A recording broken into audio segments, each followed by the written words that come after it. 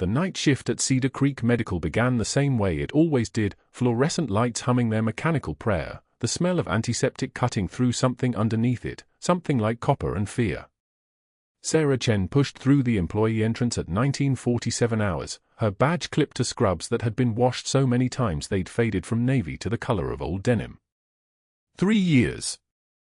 She'd been invisible here for 3 years, and that was exactly the way she needed it. The hallways on the 3rd floor stretched like arteries, pale linoleum reflecting light that made everyone look slightly dead. She moved through them without making a sound. Her left leg carried a limp nobody asked about anymore. They'd stopped asking after the first month. The orthopedic surgeon had cleared her for full duty 18 months ago, but the limp remained, not from the injury but from the choice to keep it. Limp drew sympathy. Sympathy meant questions. Questions meant background checks that didn't exist and references that answered disconnected numbers from government dead ends. Cedar Creek employed 73 nurses on night shift.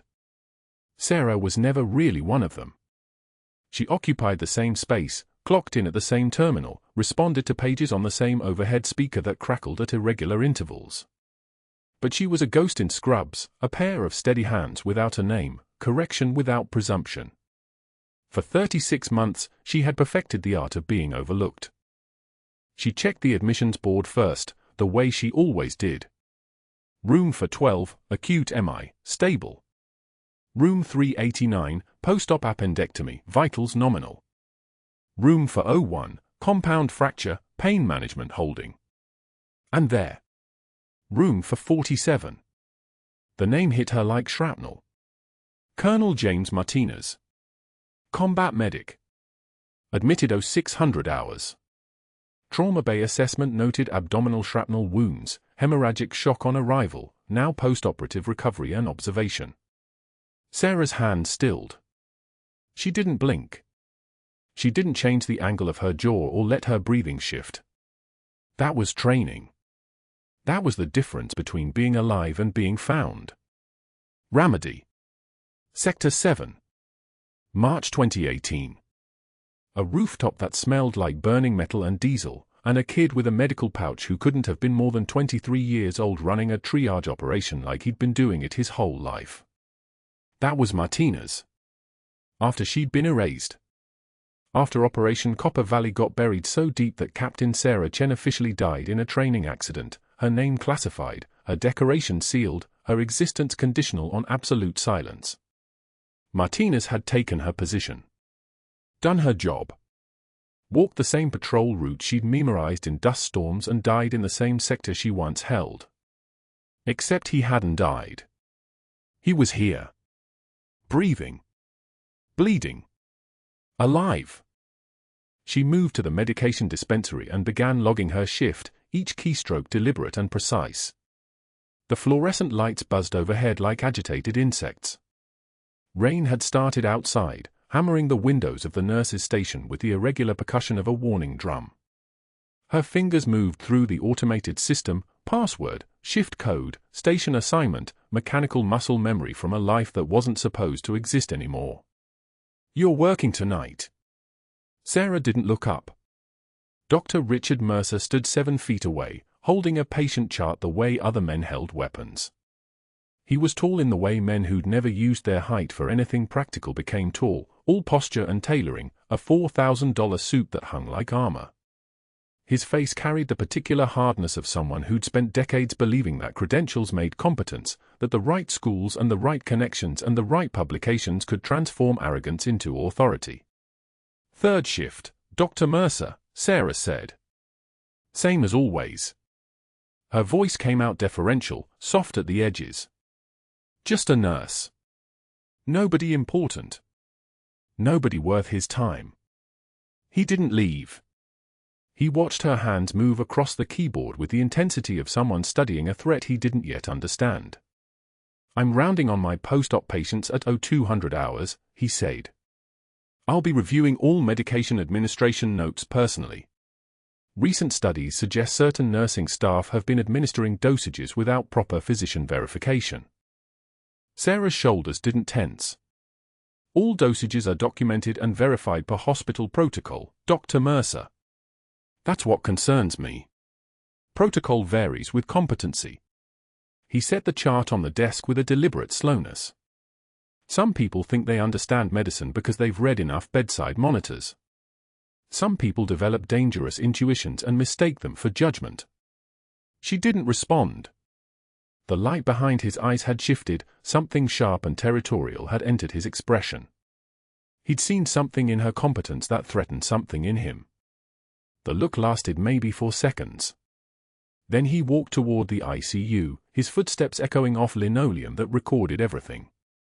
The night shift had 4 hours before things changed. Sarah began her rounds at 20-15 hours, moving from room to room with the kind of efficiency that came from doing something the same way for 3 years. For lines checked for infiltration and patency, vitals recorded and cross-referenced against morning labs, blood pressure cuffs positioned and vital sign monitors adjusted with the precision of someone who understood that small details kept people alive. Room for 23 needed pain management. Room for 34 needed her fluids rebalanced. Room for 01 needed someone to sit with him because the post-operative anxiety had started building and nobody else had time to notice. At 2,147 hours, an admission came through trauma. GSW to the right flank, entry and exit wounds. The paramedics had done good work on the transport.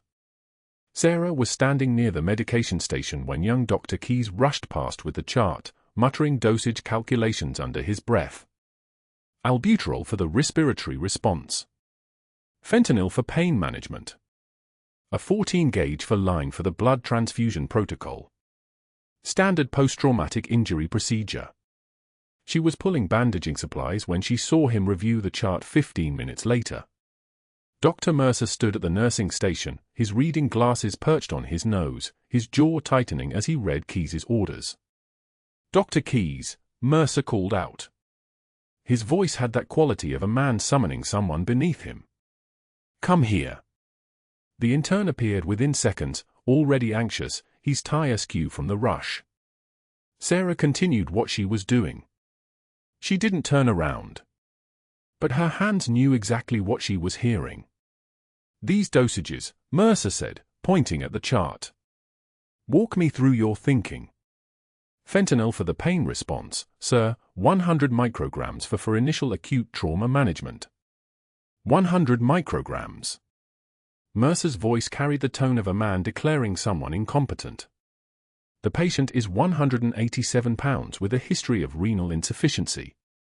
Did you read the chart or did you just guess? Sarah turned. She didn't think about it. Her body moved while her mind was still registering the decision. She walked toward them with the kind of purposefulness that made people step aside. "Dr. Mercer, I'm sorry to interrupt," she said. Her voice stayed soft, deferential.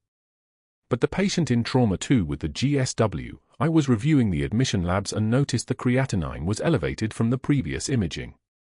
Standard dosage would be inappropriate given the kidney function values." "You're right that Keyes didn't account for that." Mercer's face transformed. The slight inclination of his head became a full hardening, a recognition that she'd just corrected an intern's error using medical logic in front of him. She wasn't supposed to know that. She wasn't supposed to calculate optimal dosages based on metabolic function. She wasn't supposed to exist in the same intellectual space as residents and attending physicians. "I wasn't asking for input from the nursing staff," he said quietly. There was something in his voice now, something like a door closing. "I know, Dr. Mercer. I'm sorry." Sarah lowered her eyes. "Just wanted to make sure we got it right." She walked back to the medication station without waiting for his response. But she could feel him watching her, could sense the moment something fundamental shifted in his calculation of who she was and what she represented. In that moment, the moment she'd let competence override invisibility, she'd made a choice that would have consequences she couldn't yet measure. The rain continued hammering the windows. At 0200 hours, she would move to wardroom for 47 and find Colonel James Martinez sleeping under post-operative sedation, his chest rising and falling with the mechanical rhythm of a man whose wounds were visible but whose survival remained uncertain. She would check his pain levels and vitals and medication drip with the same care she gave every patient, because that's what a good nurse did. She would not let him see her. He would not remember her face from a rooftop in Ramadi 8 years ago. But Dr. Mercer's eyes had already registered something dangerous. He had seen a crack in her invisibility, a moment where skill had overtaken caution. And men like Mercer, men who'd built entire careers on the assumption that credentials created hierarchy, couldn't tolerate people who understood medicine without permission to understand it. What happened next didn't just silence the room. It began ending a life she'd spent 7 years trying to keep hidden. Thursday morning at Cedar Creek Medical, the amphitheater filled with 14 medical students and 6 attending physicians. Dr. Mercer stood at the front with Sarah's patient care notes held like evidence at a trial. His voice carried the particular cruelty of a man who'd spent decades building walls to keep people like her out. "This," he announced, gesturing with the papers, "is what I call Nightingale syndrome. Dangerous nursing intuition masquerading as clinical judgment." He read aloud, "Recommend dosage adjustment on post-op morphine protocol." His eye scanned the room, landing on each young face. "Notice how our night shift colleague here suggests a medication alteration I didn't order. Perhaps she attended medical school in her dreams." Laughter rippled through the amphitheater like a wave. Predictable. Synchronized. The sound of institutional power protecting itself. Sarah stood against the wall in the back, arms loose at her sides. She took one measured breath. Her hands didn't shake. Her jaw didn't clench. She simply watched him, this man with his polished shoes and his fear wearing a white coat, and said nothing. Silence was its own form of answer. Silence meant she wouldn't give him the satisfaction of breaking, of trembling, of proving he'd gotten under her skin. The trembling would come later, in the locker room, but not here. Never here. Not in front of the young ones trying to learn what medicine was supposed to be. Mercer's eye searched for a reaction he didn't find. He moved on, but something in his chest had tightened. She'd taken the mockery without flinching. That bothered him more than any argument could have. 3 days later, Sarah stood at the vending machine on the 4th floor break room, the one that hummed with a broken compressor, the one everyone avoided because the coffee it dispensed tasted like machine oil and regret. She inserted a $1 bill. The machine swallowed it with the mechanical indifference of an institution that had perfected the art of taking without giving anything back. Mercer approached with 2 interns trailing behind like remoras following a shark. His voice had that particular temperature of a man who'd tasted blood. "Still here, Nightingale?" He stopped 3 feet away, close enough to invade space, far enough to claim deniability. "I'm honestly surprised someone with your creative interpretation of protocols hasn't killed anyone yet." "Oh wait, we only have your word on your references, don't we?" The intern smiled nervously, uncertain if they were witnessing teaching or something uglier. Sarah selected her coffee. The cup dropped with a hollow plastic sound. She turned to face him directly, and in that moment, something shifted in her bearing. Not obvious. No one watching could have pinpointed what changed. Her shoulders didn't square. Her voice didn't rise. But the weight of her attention settled on him like a targeting laser. One tear escaped. She wiped it without breaking eye contact. When she spoke, each word landed like a rifle shot. "You're terrified that 3 years of my night shifts have saved more lives than your entire career." His face went crimson. The intern stepped back. Sarah picked up her coffee and walked past him with a kind of quiet dignity that makes powerful men feel small, and that was the moment Dr. Richard Mercer committed himself fully to her destruction. Not as professional rivalry. Not as institutional competition. As something personal. As something that required her complete annihilation. By Friday morning, whispers moved through Cedar Creek like an infection. Practicing medicine without a license. Fake credentials. Dangerous liability to patients. The hospital board members received calls at home, gentle calls, conversational calls, the kind where a respected chief of surgery expresses concern about a regulatory vulnerability. One board member's son attended Northwestern Med. Another had gone to Johns Hopkins. All of them understood that credentials were the only thing separating competence from chaos. The story Mercer told was simple: a night shift nurse with forged references, ordering tests, adjusting protocols, playing doctor while real doctors slept. The administration moved with the precision of an institution protecting itself. By Monday evening, Sarah was replacing her stethoscope in her locker when two security guards found her at the vending machine again, the same broken compressor humming its funeral dirge. One guard had kind eyes. The other did not. "Dr. Mercer says you need to clean out your locker by morning," the one with kind eyes said. It wasn't a request. It never is when security delivers the message. The words had already been decided. The paperwork was already signed. She was already gone. Sarah nodded once. She'd known this was coming. In her 7 years of night shifts, in her 3 years of watching Mercer's resentment calcify into strategy, she'd understood the architecture of how institutions eliminated threats to their hierarchy. The only variable had been timing. She watched Mercer across the cafeteria from where the guard stood, arms folded, face arranged in an expression of vindication. He'd made his calls. He'd poisoned the well. He'd turned her invisible status into a liability instead of an asset. She walked away with quiet dignity while her world collapsed. The badge clattered against the tile floor as she removed it from her scrubs. The sound echoed down the corridor like a period at the end of a sentence. Her daughter was waiting at home. Her apartment lease was paid through November.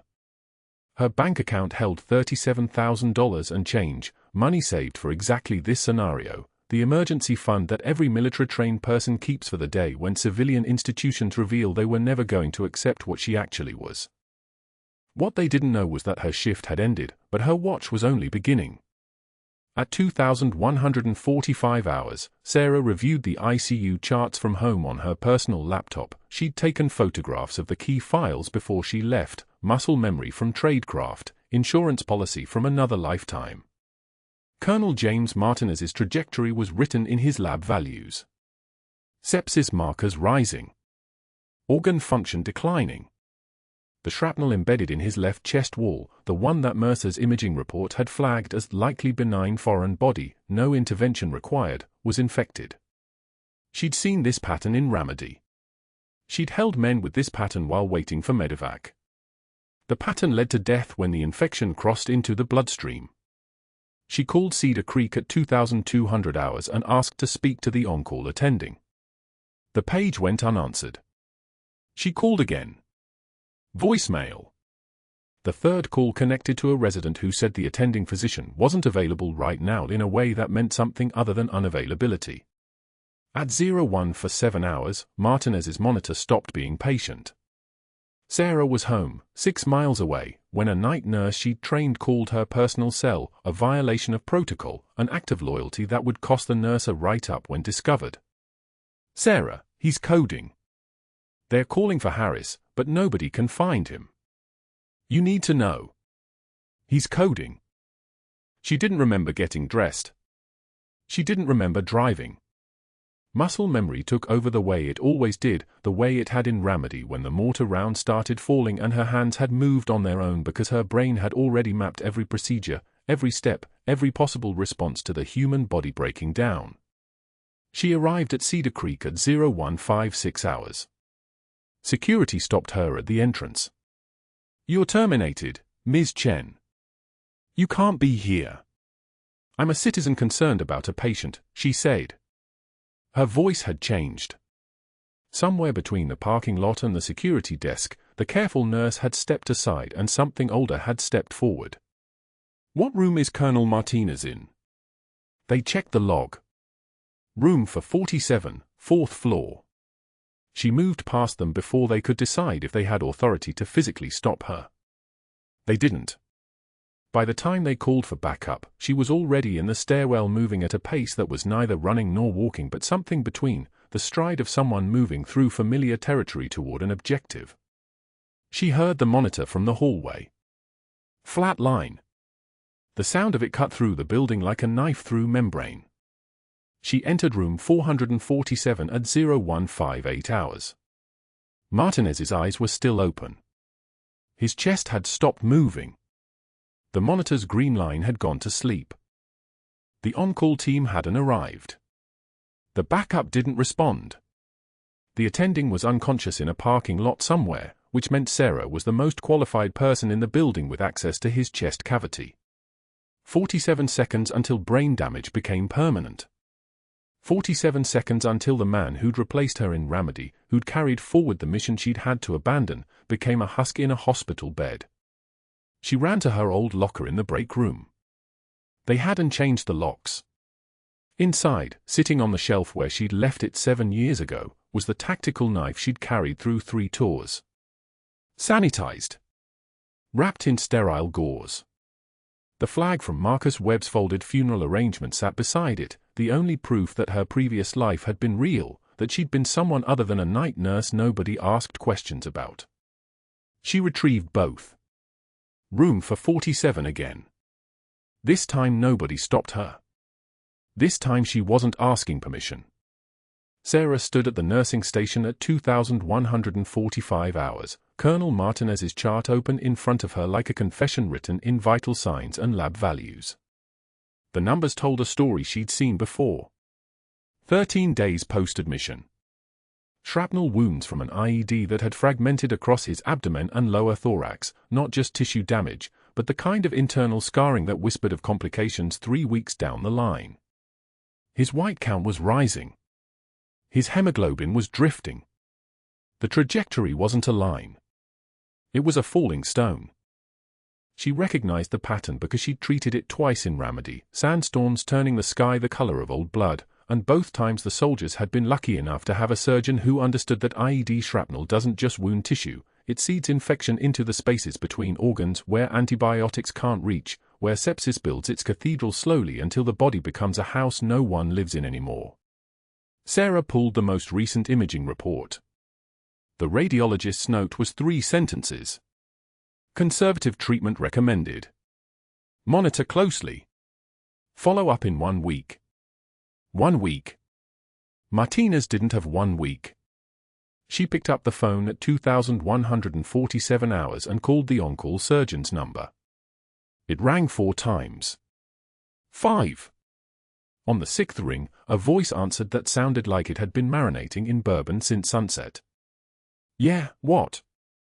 This is Sarah Chen, night shift RN at Cedar Creek. I'm calling about Colonel James Martinez in room for 47. His infection markers are the orthopedic trauma, general trauma, abdominal shrapnel wounds. His WBC is elevated. Then give him antibiotics. She kept her voice level. The pattern suggests a deeper infection. The imaging shows. I'm looking at the imaging. It's fine. He's stable. You're a nurse, which means you watch vital signs. You don't interpret imaging. Write it down and I'll be there tomorrow. The line went dead. The fluorescent lights hummed their mechanical prayer overhead. Sarah set the phone down with the precision of someone placing charges. The thing about patterns was that they didn't care about what anyone wanted them to mean. They just meant what they meant. And Martinez's body was writing a story in chemistry and blood. She spent the next 2 hours documenting everything. Temperature spike at 2203. Respiration increasing. Pain medication requests escalating. At 2,245 hours she checked on him, found him awake and shivering beneath a blanket that looked thin as paper. You okay, Colonel? The word Colonel sat different in her mouth now. Not a rank anymore. A name. An apology. Just cold. His voice was the texture of gravel. Weird for Denver. You'd think I'd be used to cold after the mountains. She pulled an extra blanket from the warming cabinet, the bear hugger hissed as she unfolded it, that peculiar sound of warm air being pushed through fabric. This should help. Thanks, Nightingale. He closed his eyes. You know, the best medic I ever served with was built just like you. Small hands. Could get into spaces the rest of us couldn't. Saved maybe 40 people in 3 tours. Never got recognized for it. Orders came down that she didn't exist anymore. Command wanted to erase her from the record. He shifted on the bed. People ask me what that means, erase from the record. Means nobody gets to know she was there. Means the lives she saved get credited to someone else. Means she walks around carrying all that weight with nobody knowing the name. Sarah's hands didn't move. Her breathing didn't change. The heart monitor beside his bed kept its mechanical rhythm. Funny thing, Martinez continued, his voice fading toward sleep. I always figured that kind of erasing would destroy someone. But I think it might have made her stronger. Nobody watching means nobody can tell you you're doing it wrong. By 01:30 hours, his fever was 102.7. By 01:45 hours, his oxygen saturation had dipped to 92% on room air. By 01:58 hours, she was standing at his bedside when the monitor showed the first signs of dysrhythmia, premature ventricular contractions, scattered at first, then clustering like birds gathering before a storm. She called the on-call surgeon again. Voicemail. Called the hospital operator and requested the backup trauma surgeon be paged stat. The operator confirmed the page at 01:59 hours. At 0200 hours exactly, Colonel James Martinez's heart stopped. The monitors screamed. Sarah moved without decision-making, without the pause that separates thought from action. She was already pressing the code blue button, already calling it out, already positioning him supine as the crash cart arrived with that urgent rattle of metal on wheels. The resident who showed up was new. Sarah could see it in the way his hands hesitated, in the way he looked toward the door as if waiting for someone more certain to arrive and tell him what to do. Sarah was already moving. The 14-gauge angiocath needle in the left antecubital fossa. The 1 mg epinephrine push. The defibrillator pads. Shock. Compression. The resident finally stepped forward, but his compressions were too shallow, his rhythm wrong, and there was no time for teaching or second chances. Sarah moved him aside with a motion so small it was almost polite and took over compressions while calling out for crash cart supplies and someone to get her what she needed from the locked drawer, and when the young resident froze, she didn't look up, just said flat and final, surgical blade. Size 10. Now. The blade arrived in her palm like muscle memory was a hand passing it down through years. She felt the weight of it like recognizing someone's voice in a crowd. Her hands moved on their own, the incision line from xiphoid process to umbilicus, the separation of fascia and peritoneum, the opening of the chest cavity through a left anterolateral thoracotomy that split the fifth intercostal space with the kind of precision that only comes from having done it twice before when the ground was shaking and the air was full of rounds and the only thing between a dying soldier and the sand was what your hands could do in 60 seconds. The bleeding came like a confession. There, the source. The shrapnel had nicked the left ventricle. A laceration may be 4 millimeters, but 4 millimeters was the difference between alive and not. She clamped it with a satin sky clamp she demanded from the crash team, and when the attending surgeon burst through the door at 0201 hours, red-faced and half-awake, the first thing he saw was Sarah Chen with her hands inside Colonel Martinez's chest cavity, her bare hands, keeping his heart beating manually because machines couldn't do this, machines couldn't feel the rhythm of a life and match it with your own pulse, couldn't know when the beat needed pressure and when it needed space. What the attending's face went through 5 different colors. Left ventricle laceration. Sarah didn't look up. Hemorrhage control established. Vital stable for the last 90 seconds.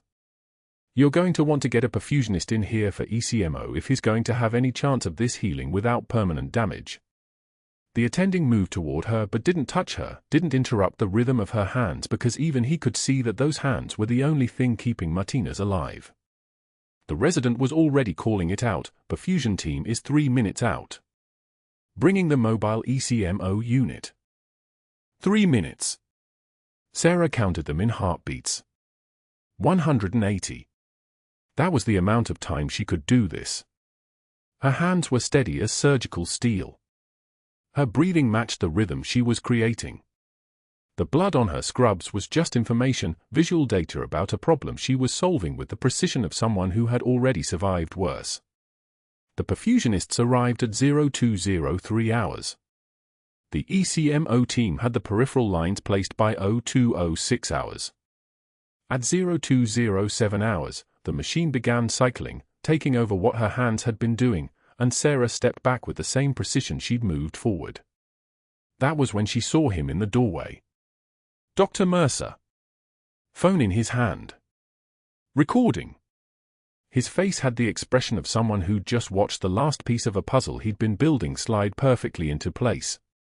"That's assault on a patient," he said quietly, his voice like ice finding its way into cracks. "That's practicing medicine without a license. That's the end of you, Nightingale." He was already texting before she could answer. Sarah knew this because she could read the micro-expressions, the speed of his thumbs, the satisfaction in his shoulders as he walked away typing. Board members would receive calls before 0300 hours. By 0400 hours, the administrator would be checking her personnel file. By 0500 hours, someone would be pulling surveillance footage from the trauma bay. By 0600 hours, an external medical investigator would be en route from the state licensing board. But that wasn't the worst part. The worst part was that she'd saved him. That Colonel Martinez had stabilized. That the ECMO was cycling smoothly and his oxygen saturation was climbing back to normal and his heart was beating on its own again, and she'd given him all of that at the price of Captain Sarah Chen, because saving his life meant the only life she had left was about to explode into ash. The room went so quiet you could hear the ventilator whooshing its mechanical breath. The attending looked at her, really looked at her, and something in his face shifted from shock toward understanding, though understanding was a country he didn't have a map to. The perfusionist kept their eyes on the ECMO readout. The resident was already on his phone, probably calling someone, probably starting the machinery that Mercer had already put in motion. Sarah stepped back and pulled off her gloves. The latex snapped like it was announcing something. "I'm going on break," she said to no one in particular. "Someone should document that the backup team took over at 0207. Make sure it's clear." She walked out of the trauma bay at 0213 hours, her scrubs soaked in blood that didn't belong to her but would be used to mark her anyway. Dr. Mercer's phone call started at 0347 hours. His voice traveled through the dark before dawn like a blade through water, cutting through the sleep of hospital board members in their homes across Denver. He didn't bother with pleasantries. A nurse had performed surgery. Unauthorized. Unqualified. Dangerous. The phrase "practicing medicine without a license" landed with precision. By 0600 hours, his network had activated. A call to the chief of staff. A call to the hospital administrator. A call to the legal department. By 0800 hours, an external medical investigator was already sitting in the administrator's office with a laptop and 2 cups of cold coffee, reviewing surveillance footage from Trauma Bay 4. The footage was silent but devastating. Sarah's hands moved through the field thoracotomy with a precision that looked exactly like what it was, not improvisation, but muscle memory made visible. The investigator watched her locate the pericardium. Watched her perform an emergency manual cardiac massage. Watched the backup surgical team arrive at 0224 hours and take over seamlessly. Dr. Mercer stood beside the investigator's chair, pointing at the screen like a prosecutor in a courtroom. "There. That's not emergency nursing. That's surgical procedure." His voice carried the weight of someone finally winning. "She's been practicing medicine without a license for 3 years. This is just the first time we caught it on tape." The investigator turned to him slowly. "How long have you suspected this?" "Long enough to know she's dangerous." The hospital administrator entered at 0930 hours with a folder marked urgent. Sarah's employment history had been pulled. Her references checked. Her credentials verified against the National Nursing Database. Everything was in order on paper. Everything except one thing, and Mercer had already planted the seed. The narrative had already spread, the night shift nurse correcting a surgeon's medication dosage. A nurse who understood trauma procedures too well. A nurse who had moved through an emergency thoracotomy with the confidence of someone who'd done it before, which was impossible because she'd never been to combat, never served in the military, had only worked at Cedar Creek for 3 years in the quiet hours when supervision was minimal. By noon, the investigation had accelerated beyond Mercer's control. An external auditor began reviewing all of Sarah's patient charts over the past 36 months. The administrator called security at 1,400 hours. 2 guards appeared at the locker room while Sarah was retrieving her belongings from her locker, the one she'd been told to clear out by morning yesterday. They gave her an envelope. Effective immediately. Termination for cause. The hospital's legal team had determined that her actions during the Martinez emergency constituted a violation of the Nurse Practice Act, regardless of the outcome. Intent didn't matter. Credentials did. Sarah took the envelope without looking at the guards' faces. She didn't argue. She didn't defend herself. She folded the termination letter and placed it in her pocket with the same care she'd use for a surgical specimen. One of the security guards shifted his weight, uncomfortable. Dr. Mercer requested that we ensure you don't access any hospital systems or... I understand. Her voice was steady as a heartbeat monitor. I'm leaving. She walked out of Cedar Creek Medical at 1,503 hours on a Tuesday in March. The afternoon was the color of old concrete. Rain threatening. The parking lot felt larger when you were walking through it unemployed, when the ID badge on your scrubs no longer meant anything, when 3 years of invisible work had suddenly become visible in the worst possible way. She sat in her 2008 Honda Civic for 6 minutes before starting the engine. She didn't cry. She didn't make a phone call. She just sat with her hands on the steering wheel and understood, with the clarity that only comes from surviving multiple combat tours, that the careful architecture of her civilian life had collapsed in less than 24 hours. Her daughter was 7 years old and waiting at the kitchen table when Sarah walked through the apartment door at 1847 hours. Emma had been with Sarah's ex-husband's mother, a woman who loved her granddaughter with a fierceness that had survived the divorce. Emma was sitting with her homework spread in front of her, a math worksheet with mostly correct answers, and when she looked up at Sarah and saw something in her mother's face that hadn't been there this morning, she asked the question that broke something in Sarah's chest. "Mommy, why are you home early?" Sarah sat down at the table slowly. Her hands were clean now. The blood had been showered away hours ago, but her hands still remembered what they'd done. She pulled her daughter close, and Emma's 7-year-old body fit against her mother's the way children fit, with absolute trust and no awareness of how fragile that trust actually is. "Mommy had to leave her job," Sarah said. The words came out measured, steady, the way she'd explain a wound to a patient. Information delivered without fear, because fear is contagious, and Emma was still learning what safe felt like. Sometimes grown-ups have to make hard choices at their jobs. And sometimes those choices mean we have to move on to different places. "Are you sad?" "No, baby. I'm proud." Emma didn't understand what that meant, but she understood that her mother's voice wasn't afraid, so she leaned her head against Sarah's shoulder and went back to her homework.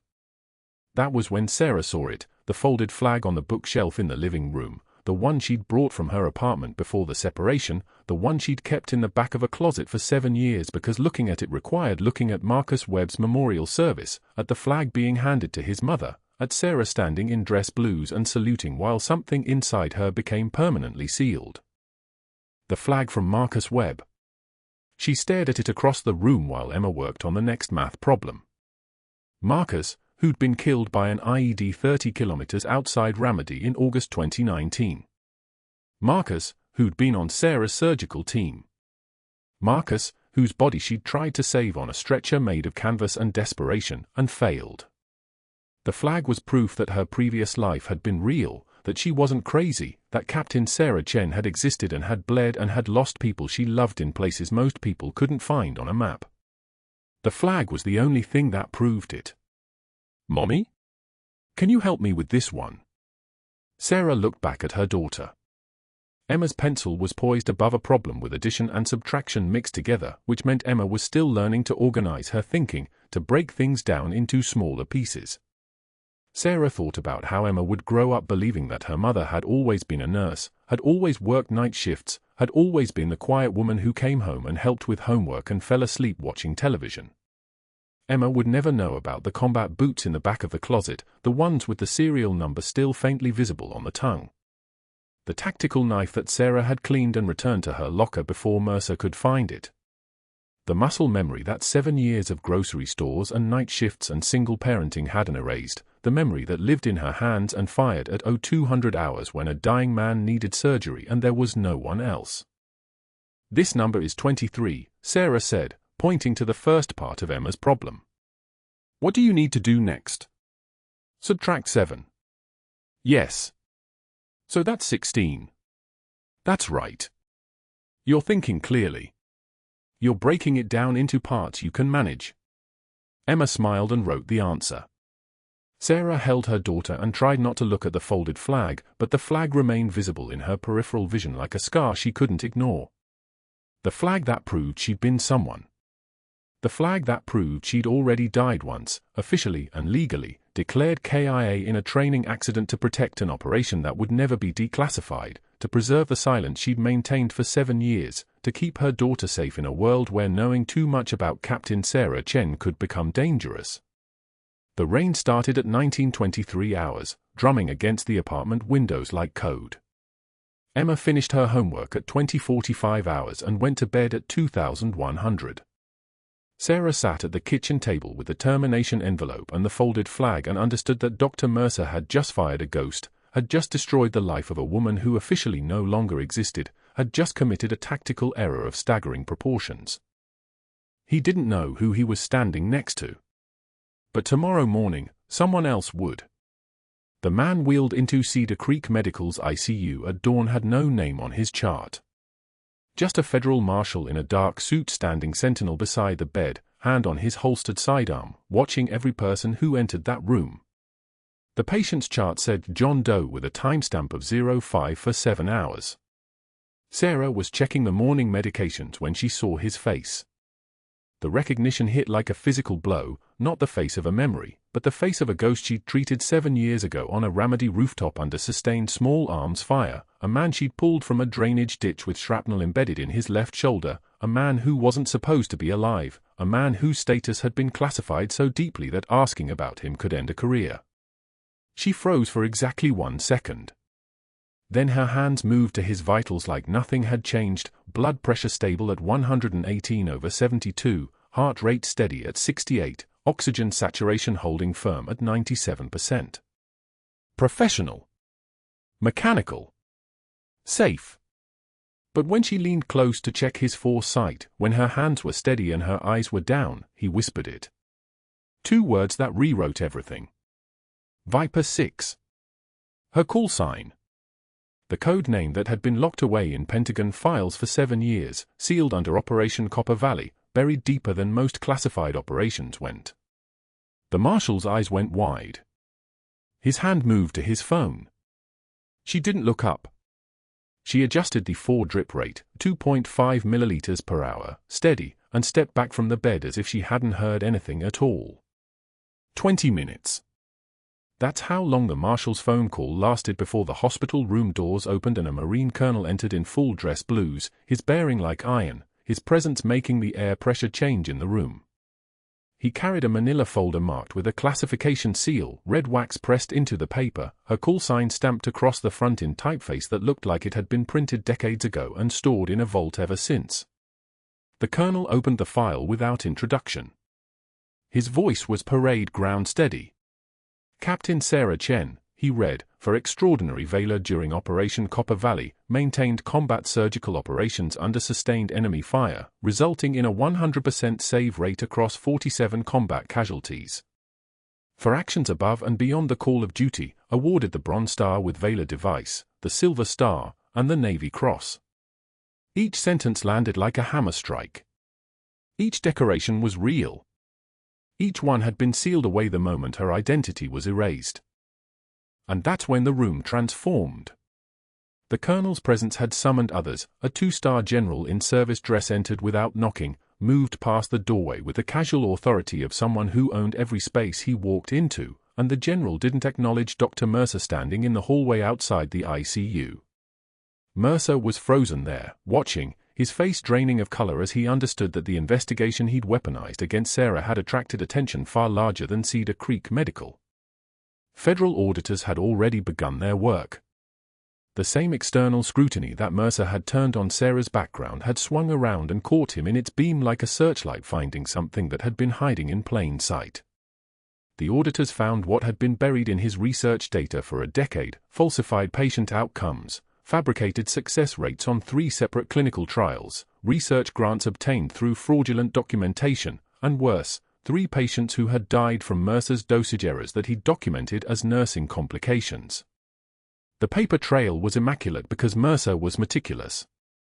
That same meticulous nature that made him dangerous also made him discoverable. Every lie was cross-referenced. Every fabrication had a timestamp. The Federal Trade Commission's Office of Research Integrity opened an investigation. The State Medical Board launched a parallel inquiry. The hospital's legal team received a subpoena. Within a week, Mercer's medical license was under review. Within 2 weeks, he was placed on administrative leave pending the investigation results. Within 4 weeks, the license was revoked. Criminal charges followed 6 weeks later. The fall was absolute. Not gradual. Not managed. The board members Mercer had called at dawn the day he fired Sarah, the ones who'd nodded along with his whispered concerns about her credentials, those same board members now received their own subpoenas. The external investigator he'd brought in to document her fraud had instead found his own malpractice stacked like cordwood. The reputation Mercer had spent 30 years constructing was dismantled in 30 days by the very machinery he'd activated. The hospital issued a statement. The media ran the story for 3 news cycles. His photograph appeared in the Denver Post with the caption "Prominent Surgeon's Medical License Revoked Following Fraud Investigation." He disappeared from Cedar Creek the day his license was suspended. Nobody saw him leave. Nobody said goodbye. The office that had been his domain for 18 years was cleared by hospital staff who bagged his photographs and his awards and his medical journals and carried them out without ceremony. But that wasn't the worst part for Mercer. The worst part came 6 months later when Sarah drove past a strip mall on Evans Avenue near the neighborhood where she'd grown up, and through the window of a medical supply company she saw him. Dr. Mercer. No longer wearing a white coat. No longer wearing anything that suggested achievement or authority. He was wearing khakis and a polo shirt with a company logo embroidered on the chest, loading cardboard boxes into a 15-year-old sedan with a dent in the rear quarter panel. His movements were slow. His posture was different. The man who had commanded surgical teams like a military commander now pushed inventory across a parking lot in the afternoon heat. Sarah didn't stop. Mercy didn't require witnesses. She drove past without slowing, without acknowledging him, without allowing him the weight of her recognition. He'd become invisible the way he'd tried to make her invisible. The symmetry was exact and perfect. The Tuesday morning when 50 Special Forces operators filled Cedar Creek Medical's main lobby, the entire hospital stopped. The staff frozen mid-step, patients in wheelchairs staring upward, visitors checking their phones to see if they'd somehow landed in the wrong building. 50 soldiers in dress uniform standing at attention in perfect formation, their presence making the floor feel like it was holding its breath. The rotor wash sound still echoed from outside. A UH-60M Black Hawk had landed on the hospital's landing pad minutes earlier, and these operators had disembarked and marched into the building like they owned it. Sarah arrived at 0800 hours with her daughter Emma, who was 7 years old now and wearing a miniature dress uniform that Sarah had ordered from a military supplier, Emma clutching the folded flag, Marcus Webb's flag, the one with the crisp corners and the weight of 7 years of silence. Colonel Martinez stood at the center of the formation, walking without assistance for the first time since the emergency surgery, his uniform immaculate, his bearing restored, his eyes clear. Beside him stood the general who'd walked past Mercer without acknowledgement and the dark-eyed man from the ICU, the former insurgent-turned-intelligence asset, the ghost from Ramadi, now granted asylum and working as a translator for CENTCOM. The ceremony lasted for minutes. Martinez approached Sarah. His movements were precise. Deliberate. He took the captain's bars from the general's aide, small gold insignia that had been sealed away for 7 years, and pinned them to Sarah's civilian scrubs with the kind of ceremony usually reserved for formal military installations. The operators raised their right hands in salute. The general stepped forward and placed Sarah's decorations in her palm, the bronze star with Valor device, the silver star, and the Navy Cross, each medal catching the fluorescent light like a small sun being returned from exile. Emma watched her mother's hand shake for the first time in anyone's memory. Not from fear. From the weight of recognition. From the burden of silence finally lifting. Sarah knelt in front of her daughter and held her while tears moved down her cheeks. Emma whispered, "You're a soldier, Mommy." Sarah's voice was steady. Quiet. Complete. I was. But more importantly, I kept a promise to you. I came home. The operators each approached Emma and handed her a challenge coin, military challenge coins, the kind that were earned, not given, and told her that her mother was a legend, that Viper 6 had saved more lives in one operation than most soldiers did in entire careers. The hospital staff watched in stunned silence, understanding finally who had been pushing medication carts and saving lives in the darkness, understanding finally that the invisible night shift nurse was the most dangerous person Cedar Creek Medical had ever hired. The administrator approached Sarah privately after the ceremony concluded and offered her anything: Chief of Emergency Medicine, a 6-figure salary increase, a private office, research funding. Sarah declined everything except one request. She asked for a memorial plaque in the trauma bay with a single inscription: "The ones who have seen the worst often give the most." They installed it by Friday. Would you have recognized her if you'd worked beside her? Or would you have done what everyone else did, walked past the quiet nurse with the steady hands, the one who never asked for recognition, the one who just showed up and saved lives in the dark? Subscribe, because these stories exist everywhere, and sometimes they're standing in your own hospital, driving your ambulance, working the shift you thought was empty. Like and comment if you've ever been invisible while doing extraordinary things.